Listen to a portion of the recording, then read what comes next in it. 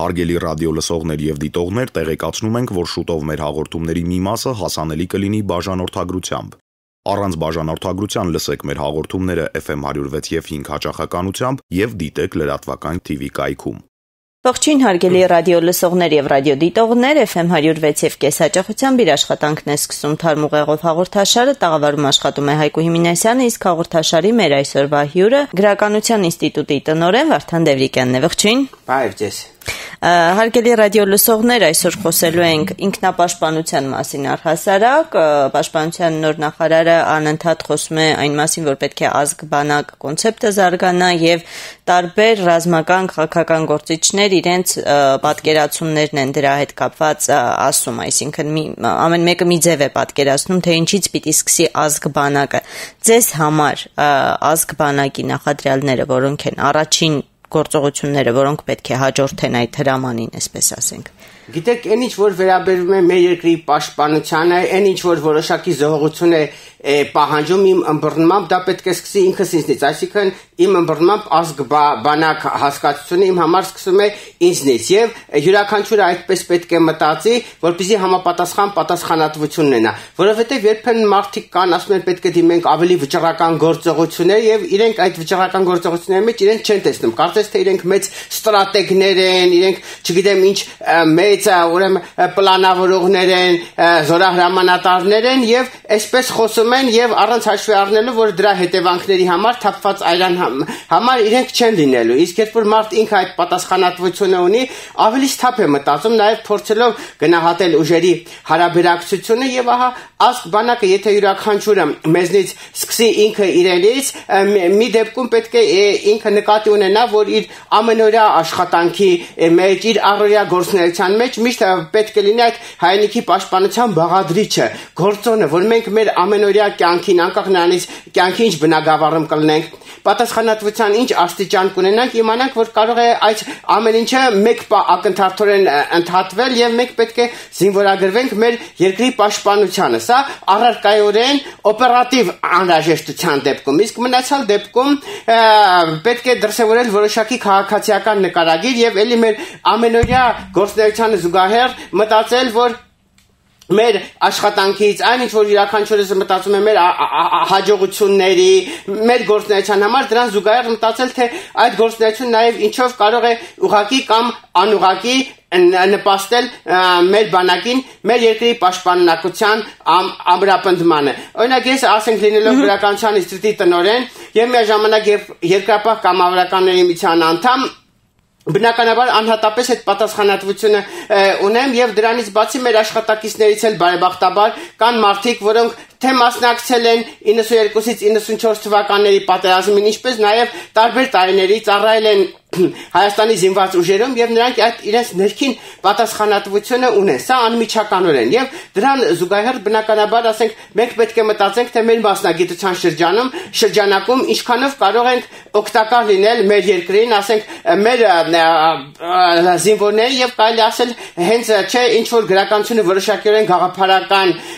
բնագավառին է վերաբերվում, որոշակիորեն մարդկանց ոգեշնչելու բնագավառին է վերաբերվում, հետեւաբար մենք ավելի մեծ բարոյական պարտք ունենք մեր զինված ուժերի հանդեպ, նաև մեր մասնագիտական գործունեության բերումով եւ հատկապես ապրիլյան պատերազմից հետո դա մենք քննարկել ենք ինստիտուտով, թե ասենք ինչեր կարելի է անել, թե զինվորների համար պարզ հանրամատչելի գրքույկներ տպագրելով եւ ուրեմն զորամասերում լինելով, նախ պետք է ասեմ, որ մենք մեր ինստիտուտի աշխատակիցներով Հայաստանի Հանրապետության Պաշտպանության նախարարությանը կից հասարակական խորհրդի կազմում պարբերաբար լինում ենք զորամասերում, այնտեղ հանդիպում ենք զինվորների հետ եւ դա էլի դրսեւորման ձևերից մեկն է, ինչպես նաեւ ասենք ես ինքս անհատապես որպես ինչպես ասում են ուխտի գիրք, որպես այդ պատասխանատվությամբ հիմա այսպեսի մի ժողոված եմ կազմում, կոչվում է դիրքապահ սրբություններ եւ այնտեղ ներկայացնում եմ ամբողջ առաջնագծի երկայնքով ընկած այն հուշարձանները, որոնք կան ոչ թե ընդհանրապես այդ մարզում, այլ ընդհանրապես ես ինքս որոշակի տարածական չափում եմ վերցրել մեր առաջնային գծի մեր դիրքերի պաշտպանական հենակետերից այսքան մետր առաջ է զոգոտում եւ այսքան ասենք որոշակի մետր մեր թիկունքում գտնվող հուշարձանները, որպեսզի զինվորը իմանա, որ ինքը թե առարկայորեն տարածք է պաշտպանում մեր ասենք պետական սահմանը, թե թիկունքում գտնվող զինվորին է պաշտպանում եւ թե ընդհանրապես մեր անցյալի պատմությունը մշակույթն է պաշտպանում եւ դա մինչեւ մյուս տարվա կեսերը որպես իմ կողմից լովին իմ միջոցներով կտպեմ եւ կնվիրեմ բանակին։ Իհարկե, իմ ասածը ավելի, ասենք, լոկալ շրջանակում էր ազգ-բանակ հասկացության, բայց ամեն դեպքում դրա առաջին ուրեմն հեղաշրջող գաղափարը այն պետք է լինի, որ յուրաքանչյուր տղամարդ, ով որոշակի տղամարդու վճռականություն ունի, մեջ ինչպես ասում են, տղամարդու շնորհք կա, ուրեմն նա իրեն նաև մտովի պատկերացնի մեր աշխարհազորի անդամ, անկախ նրա գիտական աստիճանից, պատասխանատվությունից, իհարկե կան պոստեր աստիճաններ, որ ամեն դեպքում դա ճիշտ չի լինի, որ ասենք Աստված մի արասե մարտական գործողությունների ընթացքում անմիջականորեն մեկնեն մարտական գործողություններին, բայց ամեն դեպքում մնացած լայն շարավով դա պետք է յուրաքանչյուրը իրեն պատկերացնի մաս աշխարհազորի։ Երկրորդը դա ինչ հոգեբանական փոփոխություն է բերում։ Ապրիլյան պատերազմից հետո, ապրիլյան քարոզիա պատերազմից հետո շատեր ասենք տարբեր հարցերի մասին չարախնդությամբ են խոսում, թե այսքան կորցրինք, ոչ միայն ցավով, անգամ չարախնդությամբ են խոսում, որտեղ իրենք այդ բանակի մաս հոգեբանորեն իրենց չեն համարում, այսինքն իսկ դու երբ որ բանակի մաս ես քեզ համարում, ես այդ դեպքում հաղթանակի դափնիները դու չես կարող քոնը համարել, բայց ամեն դեպքում պարտությունը անհաջողությունը քոնդես համարում եւ ոչ թե կողքից դիտողի դերում ես հանդես գալիս եւ ահա այս ըմբռնումը, այս պատասխանատվությունը պետք է լինել։ Երկրորդ նույնիսկ չէ հայնական մեծ պատերազմի ժամանակ էլի առաջնային կարեւորություն էր տրվում թիկունքային հարցերին եւ այստեղ ես կարծում եմ մենք նաեւ ոչ միայն գեղեցիկ խոսքեր, վերացական խոսքեր պետք է ասենք զինվորների մասին, մեր բանակի մասին, այլև առանձնահատուկ ուշադրություն է պետք հատկապես այն ընտանիքներին, ովքեր մեր գործող բանակում զինծառայողներն են, ժամկետային զինվորներն են։ Գիտեք չէ, այս ոչ կանոնադրական հարաբերություններ, տարբեր դժբախտություններ, երբ որ պատահում են բանակում, որոնք ոչ թե անմիջականորեն հակառակորդի գնդակից զոհ են, մի որոշակի տոկոսը կապված մեր ներքին սոցիալական խնդիրների հետ։ Կարելի է նշել, որ 94 թվականից վերև 1000 մահվան դեպքից մոտ 400-ն է թշնամու գնդակից, այսինքն մնացյալ 600-ը երկրի ներսում է եւ զինհաշմանդամներում երևի 20-ից մեկը որ թշնամու գնդակից է, այսինքն մեծ մասը անուշադրություն, դժբախտ պատահար, անփութություն։ Ձեր կարծիքով, արդյոք ազգ-բանակը դա միայն մարտական գործողություններ է ենթադրում։ Երբ մենք այսօր ասում ենք բանակ, պաշտպանություն, նկատի ունենք զինամթերք եւ այսպես զինվորներին, բայց մինչև զինվոր դառնալը, մինչև ծառայության անցնելը, արդյոք այդ, չգիտեմ, երիտասարդը պետք չէ ինչ-որ աշխատանքներ անցնի, հատուկ կրթություն ստանա, հատուկ դաստիարակություն ստանա եւ նույնը վերաբերվում է նաեւ զինհաշմանդամներին, այսինքն բանակից դուրս գալուց հետո կամ զինվորներին հավասարեցված անձիկի անձանց նկատմամբ օրենսդրական փոփոխությունների հարցում։ Ձեր կարծիքով մենք առաջընթաց ունենալու ենք այս ոլորտում, թե ոչ։ Գիտեք, Պաստոր Վիգեն Սարգսյանի ելույթի մեջ ես կարող եմ ասել դա արմատական հեղաշրջող ելույթ էր, իր երկու ելույթները, մեկը ազգային ժողովում, երբ որ խոսեց կառավարության ազգային ժողովում, երբ որ կառավարության անդամները ներկայացնում են ծրագրերը եւ երկրորդը Հայաստանի Հանրապետության պաշտպանության նախարարության կոլեգիայի օրերս տեղի ունեցած իր ելույթի մեջ այնտեղ սահմանում էր ինչ է ինքը հասկանում ազգ բանակ ասելով, որ դա ոչ թե երկրի միլիտարիզացումն է, ինչպես ասում են ամբողջովին ռազմականացումը, այլ հարաբերում է ժողովրդի Հայաստանի Հանրապետության յուրաքանչյուր քաղաքացու մեր բանակի հետ, թե դա ինչ ձևերով պետք է դրսևորվի եւ այնտեղ այդ կետերով ցույց է տալիս, թե զինվորի պատասխանատվությունը եւ ընդհանրապես զինծառայողների պատասխանատվությունը մեր ժողովրդի առաջ եւ թե մեր ժողովրդի պատասխանատվությունը մեր զինված ուժերի, մեր զինծառայողների առջև եւ ինչպես դուք այդ դաժան վիճակագրությունը որ բերեցիք, որ իրապես դաժան է եւ դա ինչ որտեղ նաեւ կարելի ասել խարան է մեր վրա, այստեղ այսպիսի մի բան կա, ամեն դեպքում մենք պետք է նկատի ունենանք, որ յուրաքանչյուր ժամկետային զինծառայող, երբ որ զորակոչվում է, նա յուրօրինակ ձևով տանում է իր ընտանիքի ծանր հոգսերը իր հետ եւ ասենք որ գործող բանակում ինչքան որ լինենք, որտեղ զորացրվելուց հետո է 94 ամեն դեպքում ես իմ կապը չեմ կտրել եւ թե երկրապահ կամավորականների եւ թե ինչպես ասեցի պաշտպանության նախարարության հետ միշտ լինում եմ գործող բանակում, այնտեղ որ խոսում ենք, զգում ես թե ասենք ընտանեկան հոգսերի, սոցիալական ծանր վիճակի ինչպիսի մի ծանր բեռ կա նրանց վրա եւ նրանք մտովի ընտանիքի հետ են լինում, մտովի մեկը մտածում է թե Այ ընտանիքում մեծ հարցը լուծվեց, թե չլուծվեց։ Ինչպես գիտենք, դժբախտաբար ամեն դեպքում ինչպես որ շատ ծանրություններ տանում է մեր ժողովրդից, շատերը թե սփյուռքից, թե այսպես ասած մեր հասարակության մտավորական էլիտայից խելք են սովորացնում, բարոյականության դասեր են տալիս, նրանց երեխաները բանակում չեն ծառայում։ Մեր պարզ ժողովուրդն է, ում գլխին որ քարոզ են կարդում, այդ քարոզը լսող ժողովուրդն է իր վրա կրում ամբողջ ծանրությունը մեր հայրենիքի պաշտպանության եւ նրանց երեխաներն են։ Ուստի ես կարծում եմ, ինչպես դուք էլ ասիք օրենսդրության հետ կապված մի քանի քայլեր պետք է ձեռնարկել։ Տեղական ինքնակառավարման միջոցների ներկայացուցիչները պետք է աշխատեն այնպես անել, որպեսզի յուրաքանչյուր բանակ զորակոչված այն ընտանիքը, որի երեխան բանակ է զորակոչվել, ինչ որ ձևի, չեմ ասում օգնություն պիտի տան, բայց առաջնահերթ աշխատանքի հարցը լուծեն այդ ընտանիքի մարդկանց, որպեսզի այդ երեխան դիրքերում մտատանջություն չունենա։ Մի խոսքով այդ ընտանիքները հպարտության մեջ լինեն եւ ոչ թե ինչ որ ձևի երբեք որ ասում է անճարեն տարան, այսինքն պետքա մեր հասարակությունը, ինչպես Վիգեն Սարգսյանն էլ նշում է այդ ազգ բանակի, կարևորագույն գործոններից մեկը պետքա լինի այն, որ յուրաքանչյուր ընտանիք ոչ թե չմտածեն թե անճարության արտահայտություն, այլ դա հպարտության արտահայտություն պետք է լինի։ Երկրորդ, օրենսդրական առումով ամեն դեպքում պետք է այնպես անել, որ ավելի խստացնել պայմանները, այսինքն նշել, որ նա ով չի ծառայել Հայաստանի Հանրապետության զինված ուժերից, այսինքն ինչ որ ձևի խուսափել է, նա պետք է առաջ խաղացման հնարավորություն չունենա, ասենք պարզ է, մարդը կարող է իր ինչպես ասում են գործ ունենա, իր բիզնես ունենա, ինչպես ինքվա արտահայտության թեկուզ միլիարդատեր լինի, բայց նա պետական համակարգում պետք է իրավունք չունենա ուրեմն գործելու գործ ունենալու, որ պետական համակարգում, ինչպես ասում են նեգոդնիները, թուլակամները, նեգոդնի ֆիզիկականով չէ, հիմա եթե մարդը այդպես է, դա այլ հարց է, բայց ամեն ձևում նրանք ովքեր խուսափել են բանակից, դա լինի այսօրվա ամբողջով ուսումնառություն կամ մի որևէ այլ դրսևորում, նրանք իմանան, որ տեղ չունեն։ Երկրորդ, ժամկետային զինծառայողների զորացրվելուց հետո առավել արտոնություններ տրվի թե ուսումնական հարցերում, որովհետև ինչպես ասեցինք, նրանք հիմնականում սոցիալական անապահով խավերից են, որպեսզի ավելի արտոնություններ տրվի ուսումնական հարցերում, այնուհետև աշխատանքի հարցերում, որը որոշակիորեն էլի կնպաստի կառողջացնի մեր հասարակությունը։ Տարբեր պատերազմի մասնակիցներ, ազատամարտի վետերաններ տարբեր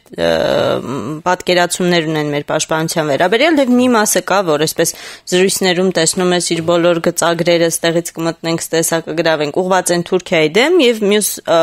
պաշտպանական ամբողջ համակարգը այսպես պաշտպանվում է Թուրքիայից, մյուս մասի համար կենտրոնացած է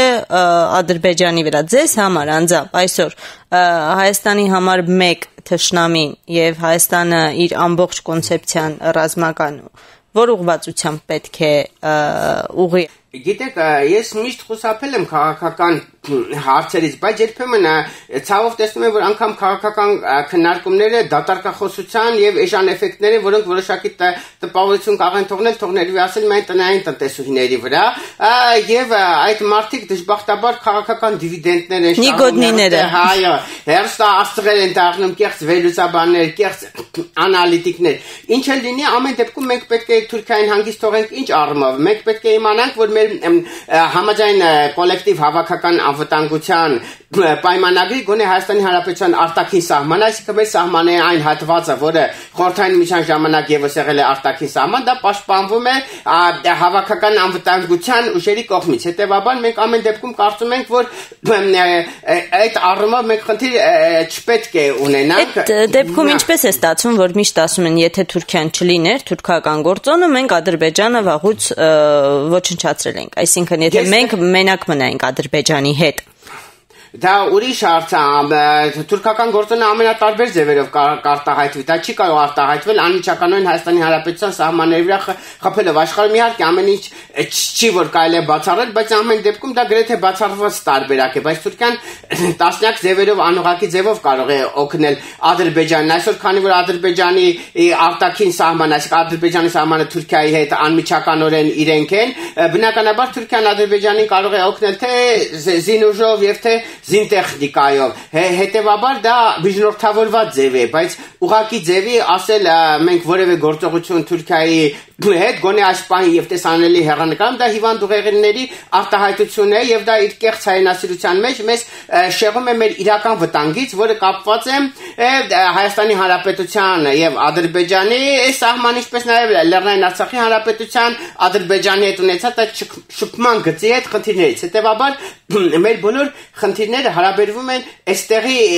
հետ, այսինքն հայ-ադրբեջանական սահմանի եւ Արցախի Հանրապետության եւ ադրբեջանական սահմանի շփման գծի հետ։ Մեր խնդիրը պետք է լինի այդ պաշտպանությունը եւ ինչպես ասեցինք, այդ ազգբանակ հասկացությունն էլ ներքին բոլոր կարգի խնդիրները պետք է ծառայեն այդ ուրեմն առաջնագծի պաշտպանությանը։ Առաջնագծի պաշտպանությունը ուղղակի եւ անուղղակի բազմաթիվ կոմպոնենտներով է պայմանավորված։ Օրինակ, պարզագույն ապրիլյան պատերազմի դասերն էլ դա հստակորեն ցույց տվեցին։ Ամեն դեպքում, ասենք հյուսիսում Ադրբեջանը Մարտակերտի ուղղությամբ, այսինքն Թալիշ մարտաղից այդ ուղղությամբ փորձը ցույց է տալիս, որ նա միշտ ավելի ինտենսիվ ձևով է հարձակվում, ավելի մեծ կրակային հզորություններ է կիրառում, դա ուղղակի հոգեբանական գործոն է դառել, բայց ամեն անգամ ինքը ձախողվում է այդտեղ, որովհետև այդտեղ բնակչություն կա, այսինքն ամեն զինվոր գիտի, որ եթե ինքը նույնիսկ իր կյանքը փրկելու համար նահանջի ինչ որ ձևով գնա, հետևում ուրեմն ժողովուրդ կա, կենթանի ժողովուրդ կա։ Հարավային ուղղության վրա մենք այդ ժողովուրդը չունենք, այսինքն որտեղ որ զինվորը պաշտպանում է ոչ միայն Հայաստանի ոչ միայն պետական սահման, ոչ միայն առաջնային գիծ, ոչ միայն տերիտորիա, այլև իր թիկունքում եղած ժողովուրդ, նա այլ ձևով է կռվում եւ միանգամայն այլ ձևով է կռվում, եթե իր թիկունքում ժողովուրդ չկա։ Իդեպ ասեմ, նույն ձևի նույն հոգեբանությունը 92-94 թվականին դա ռազմական գաղտնիք չի, արտացոլվեց նաեւ ադրբեջանցիների մոտ, այսինքն Մարտակերտի հյուսիսը ազատագրելուց անհամեմատ իրենց դիմադրությունը թույլ էր, միջև երբ որ իրենք եկան Միրբաշիրի սահմանի վրա, որի թիկունքում արդեն իրենց զինվորներն, այսինքն երբ որ ադրբեջանցի զինվորի թիկունքում էլի Լեռնային Արցախի Հանրապետության ամայացած բնակավայրերն են, որոնք իրենք գրավել են, նրանք այնտեղ մի այլ ձև էին կռվում, այսինքն շատ ավելի թույլ եւ մի այլ ձևի արդեն անճանաչելորեն փոխվեցին, երբ որ ճակատի գիծը եկավ հասավ Միրբաշիրի սահմանագծի վրա։ Հետևաբար զինվորը ավելի կռվում է, երբ որ իր թիկունքում ունի ժողովուրդ։ Եվ ահա այս արտագաղթի մասին, որ խոսում ենք, ժողովրդագրական խնդիրների, նույն խնդիրները մենք ունենք նաեւ Հայաստանի Հանրապետությունում, Տաուշի մարզում, Իջևան, Նոյեմբերյան, այդ ամբողջ եւ հենց բունը Տաուշի շրջանի հետ ճակատային գծի վրա։ Հետևաբար մեր պաշտպանության կարևոր գործոններից մեկը պետք է լինի այն, որպեսզի մենք ունենանք ժողովուրդ, մենք ունենանք թիկունք, այդ հողի վրա ապրող ժողովուրդ ունենանք, որ զինվորը մտածի, որ ինքը տերիտորիա չի, որ պաշտպանում է, այլ նաև կենթանի հայրենիք է պաշտպանում։ Երկրորդը, գիտեք, մենք անընդհատ թշնամիներ ենք որոնում։ Մեր երկիրը ուժեղացնելու փոխարեն փորձում ենք հաշվել այ Ադրբեջանը կթուլանա, այ Թուրքիան կթուլանա, մտածում ենք, եթե բենզին նավթի գինը Իչնի չգիտեմ Ադրբեջանը կթուլանա, բայց կյանքը ցույց տվեց, որ նավթի գինը էժանանալուց մենք ավելի ենք վնասում, որտեղ Ռուսաստանի մեր հայրենակիցները չեն կարողանում միջոցներ ուղարկել եւ ինչքան էլ պարադոքսալ է Ադրբեջանը ավելի քիչ է տուժում միգուցե, քան մենք, որ ավելի ենք կախված այդ արտաքին դրամական ներհոսներից։ Ուստի միայն թույլ հոգեբանություն ունեցողը, թույլ ժողովուրդը կամ թույլ պետական կառույցն է, որ կարող է իր հաշվարկները կատարել դիմացինի թույլատվման վրա։ Իհարկե, ես չեմ ասում, որ մենք մեր համար մեկը ուժեղ կլինեն, թե թույլ կլինեն, բայց ամեն դեպքում մենք պետք է ձգտենք պերմանենտ ուժեղանալու։ Մենք այդ մասին պիտի մտածենք, չէ՞, կամ անընդհատ այդքան շահարկվեց, ասենք, ռուսական զենքի գործոնը, բայց այստեղ գիտեք ինչ ասեմ, անբարոյական ասեմ, կամ ոչ բարոյական, կամ քաղաքական շահարկումների հարց կար։ Վերջի վերջո, եթե ասենք Ադրբեջանը զինվել էր ռուսական տանկերով, բայց միաժամանակ անօդաչու սարքերն էլ մենք գիտենք, որ ասենք Իսրայելից եւ տարբեր երկրներից էր։ Բայց Իսրայելը մեր ռազմական դաշնակից չէ։ Հա, հարցը դաշնակից լինելը կամ լինելը չի։ Հարցն է մենք չենք կարող ճշնամանալ ամբողջ աշխարհի հետ։ Մենք պետքա այնքան միջոցներ ունենանք, որ կարողանանք մենք էլ դա ձեռք բերենք։ Մենք պետքա այնքան ուժեղանանք, որ կարողանանք գործոն դառնանք։ Իհարկե, դա միգուցե վերացական խոսք է եւ գործնականում դժվար է կիրառելը, բայց ամեն դեպքում մեր երկրի ներքին ռեսուրսը մեծ է եւ ճիշտ կազմակերպման դեպքում, ուժերի ճիշտ լարման դեպքում այդ խնդիրը իրականացնելի է։ Մեր ժողովուրդը միշտ ապացուցել է, որ ինչ խնդիր դրվել է իր առջև, այդ խնդիրը ինքը լուծել է։ Մեր ժողովուրդը անճանաչելիորեն փոխվել է, եթե խնդիր է դրած եղել, եթե ասենք եթե խնդիր է դրված եղել, մարդը կարող է վերածվի մահապարտի, եթե խնդիր դրած չի, առօրյա կյանքում դոլար ծախող կլինի, նայած թե ինչ ձևի է, այդ խնդիրը ընդհանուր բարոյական ոգին, այ որ ասում եք բանակ, ես ասեմ, այդտեղ մեր ժողովրդի մի որոշակի հատված կա, որ այդ նվիրվածությունը ունի։ Ապրիլի 2-ին, չէ՞, կարելի ասել մեր կյանքի շատերից համար գոնե ով պատասխանատվություններ, դա ամենաողբերգական օրն էր, երբ որ առավոտյան մենք իմացանք ադրբեջանական բանակի առաջխաղացման մասին, եւ ես ինքս էլ երբ որ արդեն հասա երկրապահ կամարական էմիցիան վարչություն, որ տեսա պարզ հողագործ մարդիկ, ամեն մեկը մի կիս ավերակ ավտոյով, ուրեմն 4 հոգել, այսինքն այն գյուղական դեր հողագործել այն այգիները մշակելու, բացելու պարտեզները ժամանակներ եւ առավոտը այդ լուրը գույժի պես տարածվել էր եւ ամեն մեկը եկել էր եւ ոնց որ մարդիկ իրար երեսել չկարանան նայեն ինքը իր այգում աշխատում է չէ բայց այդ իմ ասած ձևով քանի որ նրանք բոլորը համարում են իրենց ամեն դեպքում մեր գործող բանակի մեր զինված ուժերի մաս այդ մարդիկ շննելով այդ պահին դիրքերում արդեն համ մտահոգություն են զգում համ ամոթ էին զգում որտեղ իրանք այդ զինված ուժերի մասն են եւ դրա համար պետք է այսպես մենք այդ գիտակցությանը գանք եւ ոչ թե աշխարհում ինչ որ գլոբալիստիկ վերլուծություններ կատարենք համաշխարհային դավադրություններ կատարենք չգիտեմ քաղաքական կոմբինացիաներ կազմենք այս անենք առաջի հերթին մեր ներքին համախմբումը պետք է լինի համախմբում ասելով չեմ ասում երկրում քաղաքական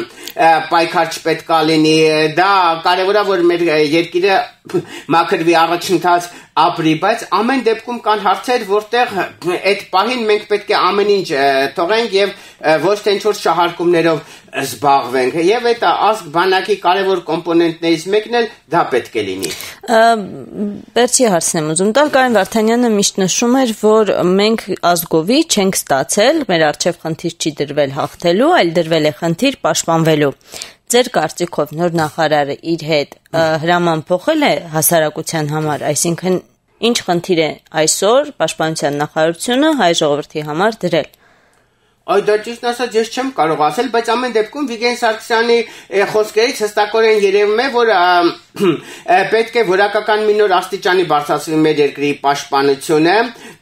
Եվ այդ պաշտպանության համար բոլորը պատասխանատու լինեն։ Հիմա թե պաշտպանության նախարարությունը ինչ խնդիր է դրել, ես չեմ կարող ասել, բայց ամեն դեպքում ես կարծում եմ մեր առաջնային նվազագույն խնդիրը պետք է լինի պահպանել, ուրեմն առաջնայինային ձևավորված գիծը, որ այսօր գոյություն ունի։ Իհարկե, դա ես ավելի լիարժեք կարող եմ ասել մինչև ապրիլյան պատերազմը, որտեղ ամեն դեպքում թե հյուսիսում թե հարավում մենք որոշակի դիրքային կորուստներ ունեցանք, բայց ամեն դեպքում դա էլ ինչ որ ձև այդ ազգ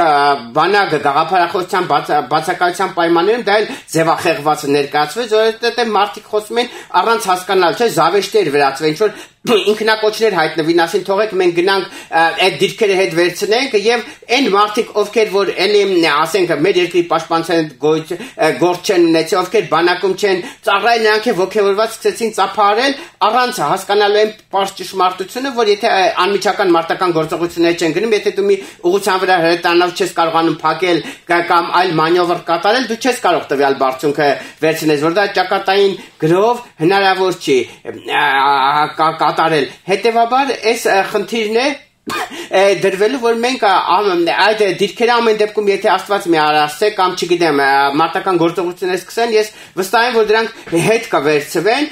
պարզապես այս պայմաններում մեր նվազագույն խնդիրն է առաջնային գիծը պահել ես քաղաքագետ չեմ ես քաղաքական գործիչ չեմ որևէ պոպուլյար բան ասելու անհրաժեշտություն չունեմ բայց այսօր մենք այդ նվազագույնը այսինքն Արքիմեդ ասում էր տվեք ինձ հենման կետ եւ ես շուտ կտամ աշխարհը մենք այսօր այդ հենման կետը ունենք նվազագույնը դա պետք է պահենք եւ գոնե Արցախում հյուսային ուղղության վրա եւ թե հարավի այդ կորցված դիրքերի մասին մտածենք բայց ամեն դեպքում այնպես պետք է լինենք որ աշխարհում մենք էլ դառնանք քաղաքական գործոն որ մեր հետ էլ հաշվի նստեն չէ այսօր տեսեք նույն ձև ասենք մենք կարող ենք ասել որ մեր շատերը մեղադրում են մեր արտաքին գործերի նախարարությանը բայց ինչ անի արտաքին գործերի նախարարությունը ասում են քաղաքականությունը ուժ է պետք է ուժ ունենաս որ ուժ չունեցար ամեն մեկն էլ կչափալախի, ինչքան էլ ուզում ես խորը դիվանագետներ ունեցի։ Օրինակ ասենք ՆԱՏՕ-ի ներկայացուցիչը կամ Եվրոմիության հանձնակատարները, որ մի երիտասարդ աղջիկ գալիս է, կարող է հզոր դիվանագետ կամ չգիտեմ մի ահասարսուր Ռեմբոյան, նա ինչ խոսում է, երկրի ղեկավարն է ստիպված համբերատար պետք է բացատրեն կամ դրա խրատները նշեն, որտեղ գիտեն, որ այս աղջիկը ուղղակի սիմվոլ է, այս կինը, այս գեղեցիկ կինը, նրա թիկունքում հսկայական կործանիչներ կան, ծանր զրահատեխնիկա էլ կա, որ կմտնի կավերի, չէ՞։ Նույնիսկ ասենք, որ ասում ենք բանը, Չերչիլը մեծ դիվանագետ էր։ Վերջի Չերչիլի դիվանագիտությունը, եթե անգլիական նավատորմը չլներ, անգլիական ավիացիան չլներ, Չերչիլը ինքը մի որևէ այդ նավատորմ ունեցողի մոտ կարող ռազմական կամ քաղաքական խորհրդական լիներ, ավելին չէր կարող լինել։ Այդ տեսանկյունից, քանի դեռ այսպես ասեմ, Հայաստանը այդ ձեր նշած գործոնը չի, արդյոք արժե արտաքին գործերի նախարարության վրա այդքան գումար ծախսել։ Միայն վարակույրները, եթե չեմ սխալվում, ապրիլի 4-ին մոտ 27,000 ամերիկյան դոլարին համարժեք վարակույր գնեց մի ինստիտուտ։ Արդյոք այդ դեպքում մենք չունենք արդյունավետության խնդիր։ Երբեմն ասում են, չէ, մեր արտաքին գործերի նախարարությունն էլ ասում է, որ Հայաստանը ավելի քաղաքականություն է վարում, Ադրբեջանը ավելի ագրեսորի, դե վերջի նշանակում է նրանք ավելի ուժեղ են, որտեղ նույնիսկ կյանքում էլ է այդպես, չէ, թույլը չի գնա փորձի ուժեղին խփել։ Նշանակում է այս պահին Ադրբեջանը որոշակիորեն ավելի ուժեղ է, նշանակում է ինչ-որ մի ուժերի փոխված բալանս կա եւ այս ազգ բանակով էլի որ ասում ենք մեր արժեվ դրված խնդիրներով էլ մենք պետք է փորձենք ուրեմն լրացնել այդ տարբերությունը եւ որպես ամփոփիչ ինչ պետք է ասեմ ես ինքս էլ այս բանին որևէ ինֆորմացիա չունեմ բնականաբար դա երկրի ղեկավարները գիտեն այսինքն ապրիլյան պատերազմից հետո էլի որոշակի հարաբերական դադար է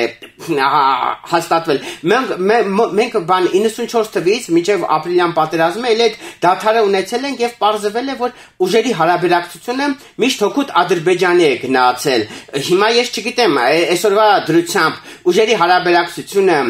հոգուտ մեծ է փոխվում, թե խզվածքը ավելի է մեծանում, այսինքն եթե խզվածքը ավելի է մեծանում, դա կործանարար է լինելու մեր երկրի համար, մեր ժողովրդի համար եւ էլի մեր պարզ ժողովուրդն է դրա համար վճարելու։ Հետեւաբար պետք է խնդիր դնել, որ տենդագին աշխատանքով, տենդագին լարվածությամբ, ուրեմն այդ խզվածքը փոքրանա է։ Դրա համար ինչ որ պետք է մենք պետք անենք ֆիզիկական աշխատանքից մինչեւ մտավոր աշխատանք։ Ուղղակի խնդիրը պետքա դրվի։ Շնորհակալ եմ շատ, հարգելի ունկնդիրներ, լսում եք Թարմուղեղով հաղորդաշարը, տաղավարում աշխատում էր Հայկո Հիմինասյանը, իսկ հաղորդաշարի մեր այսօրվա Թարմուղեղը Գրականության ինստիտուտի տնօրեն Վարդան Դևրիկյանն էր։ Հաջողություն։